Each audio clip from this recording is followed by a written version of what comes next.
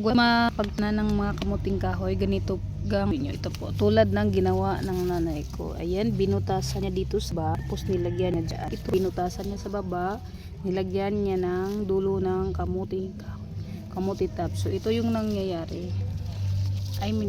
Ito yung ginawa niya. So, nagtanim po siya dito sa ibabaw ng sako. Kahit anong yung nare-recycle po natin, pwede nyo ilagay sa gilid ng bahay nyo.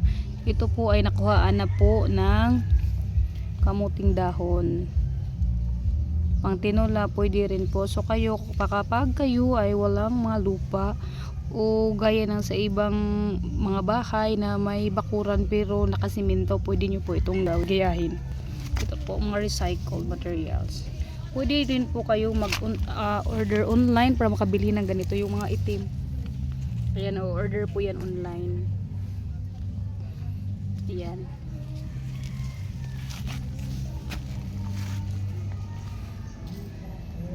Pwede rin pong tularan niyang sibuyas na dahon. Ganito, kawayan po ang pinaglalagyan. Ayan, mga puro materials.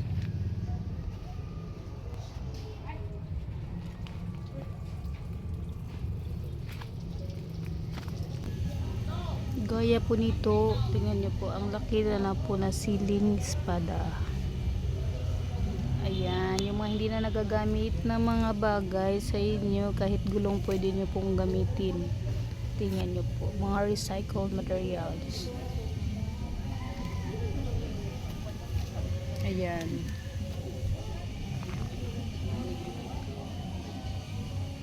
Ayan, pwede nyo pong gayahin. So, dapat ang lugar po ay walang mga puno sa ibabaw.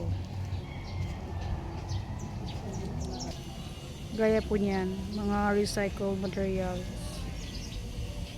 Pero syempre, mas maganda yung social. Order na lang kayo online. Mura lang po sila.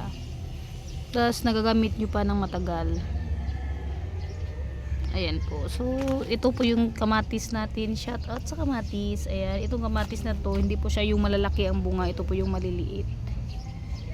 Ayan. Kung naaalala nyo, yun.